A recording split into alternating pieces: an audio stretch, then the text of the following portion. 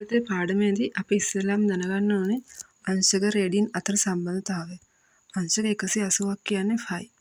එතකොට ඕනම කෝණයක් ෆයි ඇසුරෙන් ලියා ගන්න පුළුවන් වෙන්න ඕනේ. අංශක 60ක් කියන්නේ ෆයි බෙදීම 3ක්. ඒ වගේම රේඩියන් එකක් කියන්නේ අංශක 60ක් කියන එකත් අපි දැනගන්න ඕනේ. සිම්පල් R අරයක් තියෙන වෘත්තයක් θ කෝණයකින් S ඡාප දිගක් දක්වනවා නම් ඒ S ඡාප දිග ලියන්න පුළුවන් S සමානයි R θ කියලා. ඒ වගේම වෘත්ත චලිතය ගමන් කරන වස්තුවක කෝණික ප්‍රවේගය ඔමෙගා නම් ඔමෙගා ලියන්න පුළුවන් කෝණික විස්ථාපනය බෙදීම කාලය කියලා. ඔමෙගා සමානයි θ බෙදීම t. මෙතනදී θ කියන්නේ කෝණයේ වුණ විස්ථාපනය. මේ θ අපි රේඩියන් වලින් ආදේශ කරන්න ඕනේ. θ සමානයි 2යි වුණාම ඒ කියන්නේ සම්පූර්ණ වෘත්තයක්ම මේ වෘත්ත චලිතයේ යෙදෙන වස්තුව ගමන් කරාම ඔමෙගා කෝණික ප්‍රවේගයකින් ඒකට ගත වෙච්ච කාලය කැපිටල් T නම් අපිට මේ කැපිටල් T ආවර්ත කාලය කියලා හඳුන්වන්න පුළුවන්. එතකොට එක තප්පරයක් එක වටයක් යන කාලයෙන් බෙදුවම ලැබෙනවා එක තප්පරයකට කැරගෙන වට ගන්න. Simple F සංඛ්‍යාතය. ගොඩක් වෙලාවට සංඛ්‍යාතය රිවොලූෂන් per මිනිට් වලින් තමයි අපිට ගණන් වලදී ලැබෙන්නේ. එතකොට රිවොලූෂන් per සෙකන්ඩ් කරගන්න අපි ඒක 60න් බෙදන්න ඕනේ. මිනිත්තුවකට තප්පර 60ක් තියෙනවනේ. එතකොට 60න් බෙදලා තප්පර කරගන්න පුළුවන්. වෘත්ත චලිතයේ යෙදෙන වස්තුවකට ස්පර්ශීය ප්‍රවේගයකුත් තියෙනවා.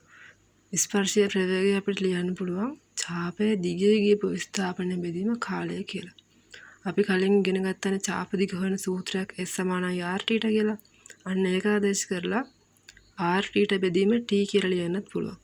θ බෙදීම t කියන්නේ ඔමෙගා කියලාත් සමීකරණයක් අපි කලින් ඉගෙන ගත්තා. එතකොට v සමානයි r ඔමෙගා කියලා ලියන්නත් පුළුවන්. ස්පර්ශීය ප්‍රවේගය කාලය විසින් අවකලනය කරාම ස්පර්ශීය ත්වරණය ලැබෙනවා. dv යට dt. එහෙම නැත්නම් ස්පර්ශීය ත්වරණය v බෙදීම t කියලා ලියන්න පුළුවන්. v කියන්නේ r ඔමෙගා කියලා ස්පර්ශීය ප්‍රවේගය අපි හොයාගත්තනේ. ස්පර්ශීය ප්‍රවේගය බෙදීම කාලය. එතකොට r ඔමෙගා බෙදීම t. ඔමෙගා බෙදීම t කියන්නේ ඇල්ෆා. ස්පර්ශීය ත්වරණය r ඇල්ෆා කියලාත් එතකොට කියන්න පුළුවන්. ඇල්ෆා සමානයි ඔමෙගා බෙදීම t කියලා අපි ගන්නේ සරල රේඛීය චලිතයේ චලිත සමීකරණ වලින්.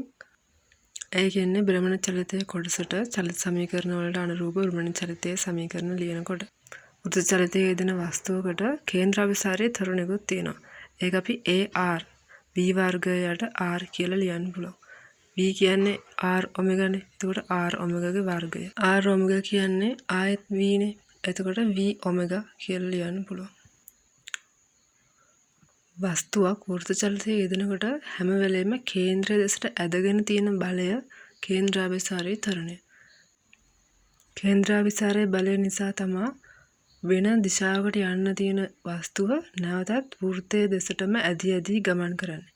එතකොට මේ dv යට dt කියන එක බිඳුවක් වුණාම මේ වස්තුවට නියත වේගයක් තියෙනවා කියලා කියනවා. නියත වේගයක් තියෙනකොට කේන්ද්‍රාභිසාරී ත්වරණය විතරමයි තියෙන්නේ. ස්පර්ශීය ප්‍රවේගයයි ස්පර්ශීය ත්වරණයයි බිඳුව වෙලා යනවා.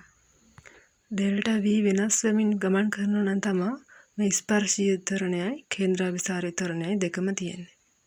අපි දැන් මේ පාඩමේ සමරි එක බලමු.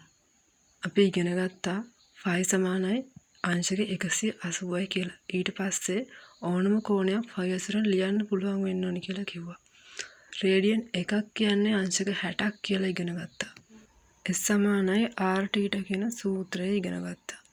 ඊට පස්සේ වෘත්ත චලිතය කියන වස්තුවක ඔමෙගා කෝණික ප්‍රවේගයක් තියෙනවා නම් කෝණික ප්‍රවේගය කෝණික විස්ථාපනය බෙදීම කාලයෙන් ලැබෙනවා කියලා අපි ඉගෙන ගත්තා.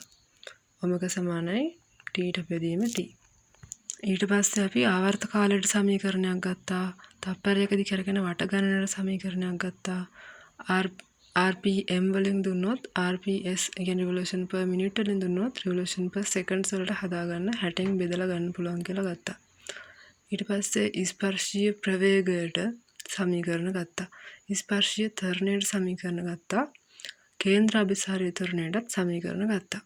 ඊට පස්සේ කිව්වා v නියතයි නම් ත්වරණයක් තියෙන්නේ කේන්ද්‍රය දෙසට විතරයි කියලා. එතකොට ඒ වගේ ගණන් වලදී අපිට කේන්ද්‍රයට F සමාන MA දාන්න පුළුවන්. මෙතනදී A කියන්නේ කේන්ද්‍රාභිසාරී ත්වරණය. එතකොට B වර්ගයට R. එහෙම නැත්නම් R ඔමෙගා වර්ගය කියලා A වලට අපිට ආදේශ කරලා ගාන හදාගෙන යන්න පුළුවන්. V නියත නම් කේන්ද්‍රාභිසාරී ත්වරණය විතරයි තියෙන්නේ. ස්පර්ශීය ත්වරණය dv යට dt බිඳුවයි ස්පර්ශීය ප්‍රවේගය බිඳුවයි කියලා අපි ඉගෙන ගත්තා. වෘත්ත චලිතයේ සම්පූර්ණ පාඩමේ කෙටි සටහන